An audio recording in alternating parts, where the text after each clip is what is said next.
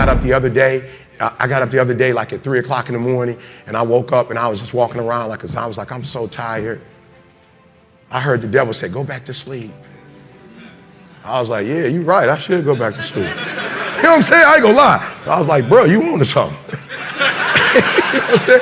He's like, why you getting up this early? You already number one in the world. You already number one in the world, E. You already doing what you're supposed to be doing. Like, E, you've been grinding, just go ahead, it's 3. And my body said, yo, E, what would you go back to sleep for? I said, I'm tired. My body said, you're not tired. I said, well, why would you say I'm not tired? He said, because you woke up without an alarm clock. You woke yourself up.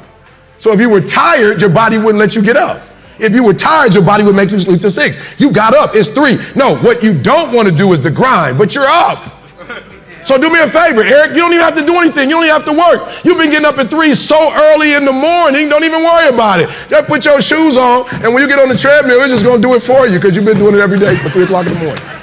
For real. My body said, all you got to do is put your shoes on. That's the hardest thing you got to do. Just put your shoes on, and I'll do the rest. I can't put your shoes on for you, but put your shoes on, and then just go. And I just went. And I was walking I do the 11 incline, boy, and I was just walking for an hour, and I was just like, you know what, it's almost an hour, I don't feel like running. And my body was like, don't even worry about it, we'll get to that when we get to it. I did my hour, was about to get off, my body was like, you know we run now. I said, what? We run now, let's go. You ain't tired? I said, I am tired. No, you're not, you just walked for an hour. You're not tired, Eric. Your brain is telling you some dumb stuff. If you were tired, you wouldn't have been able to walk for an hour. Okay, so let's do this. Just run for 2 minutes. I'm trying to help somebody right now go to a whole other level. The Bible says the reason why you go back to sleep is because you've always gone back to sleep. It's like a default. You go back to sleep because all you got to do is stop going to sleep, and then you're going to stop going to sleep. All you got to do is stop fussing and cussing, and you're going to stop fussing and cussing. When that alarm clock goes off, there's at least 50% of the time where you just, that soft little pillow is just caressing your head and you want to stay there. And it takes discipline to go, nope, I'm going to get up out of this bed and I'm going to do what I'm supposed to do. And that discipline that you have at that moment, you win that fight. That's a big victory. And then that pattern will carry out throughout the day, because once you're up, well, now that I'm up, I might as well go work out because I'm already up and I feel good that I got up out of bed and I won that battle. Let me go win another battle. I'm going to go get it done. And then when you show up at the office and there's someone that's got a big box of donuts that they're giving away for free, by the way, so they're just sitting there. It's almost like an insult not to take them. But when you've already gotten up early, you had the discipline there, you already worked out, you had the discipline there, and now you see the box of donuts, you're like, no, I'm not going to eat the donuts. No donuts. You're not going to do it. And that discipline carries on throughout the day. So now you take that and you expand that out over a week and a month, and you end up with more discipline. And it starts with that simple act of getting up and getting out of bed in the morning. They're good habits. Why would you not wake up at 4:30? Well, what does this bring to you? Waking up early, you just get a jump on the day. The reason I wake up at 4:30 in the morning is because no one else is awake yet. So that gives me the opportunity to do things that I need to get done kind of selfishly for myself. And the big one in that category is working out. And it doesn't feel good at 4:30 when you get up, but by the time 7 o'clock rolls around and you've already worked out and you've already gotten some work done and you've got some time to say goodbye to your kids before they go to school, it's infinitely better than sleeping in until 6:45 and you get out of bed and now you missed your kids going to school or whatever. You're not prepared for the day. It's awful. It has to do with waking up. Now, when you think about being productive, if you got a big day and you got a bunch of stuff you need to get done, most of us focus on when. When do I need to get up in order to get everything done? That's not what you need to focus on. The thing that really impacts your productivity is how. How do you wake up? And here's the deal. If you're somebody like I used to be that hits the snooze button, that kills your productivity for at least 4 hours. Let me explain. You have to understand this. The snooze button creates a mental state, a state in your brain that is called sleep inertia. It's so bad it actually has a name. Here's what it is. When you and I go to bed, we sleep in cycles. We sleep in cycles of like 90 to 110 minutes all night long.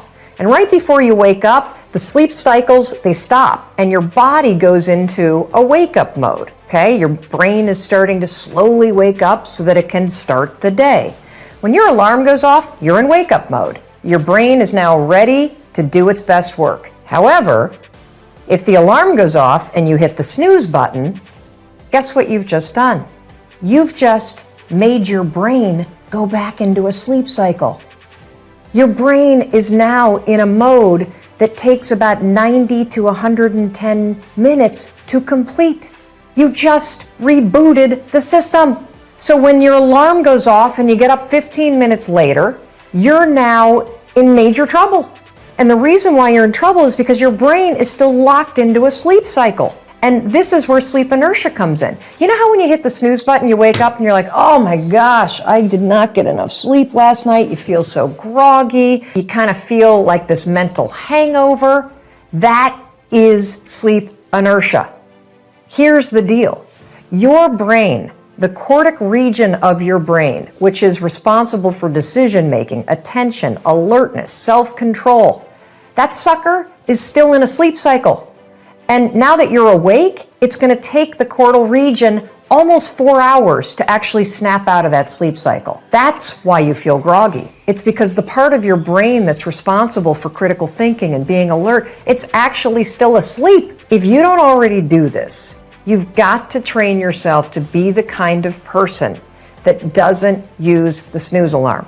Because when you hit the snooze alarm, you're not only putting your brain in a state of sleep inertia, you are directly impacting your productivity, your alertness, and your brain processing for the first 4 hours that you're awake.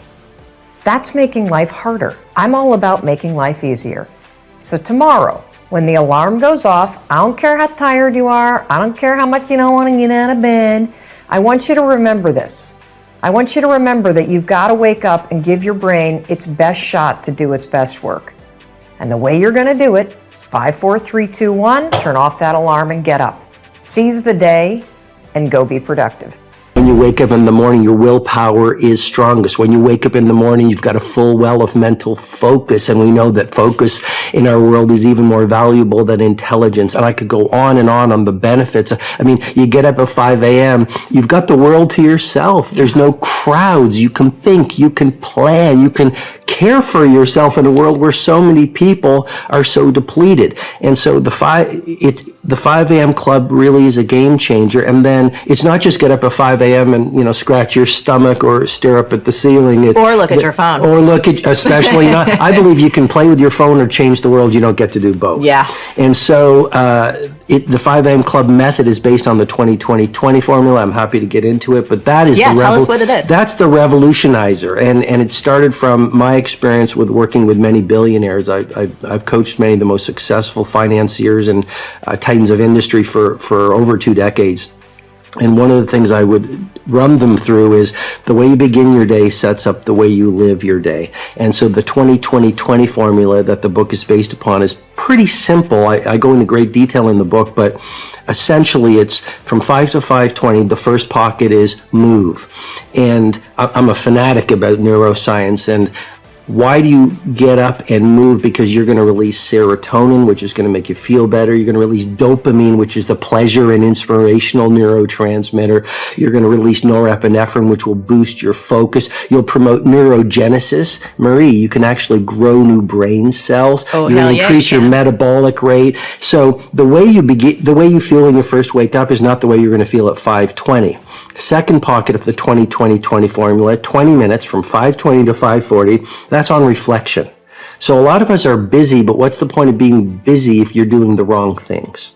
The billionaires, the great creatives, the people of great impact, the people who live beautiful lives are very intentional. Mm-hmm. They're very deliberate. They're very conscious. So for 20 minutes, you write in a journal.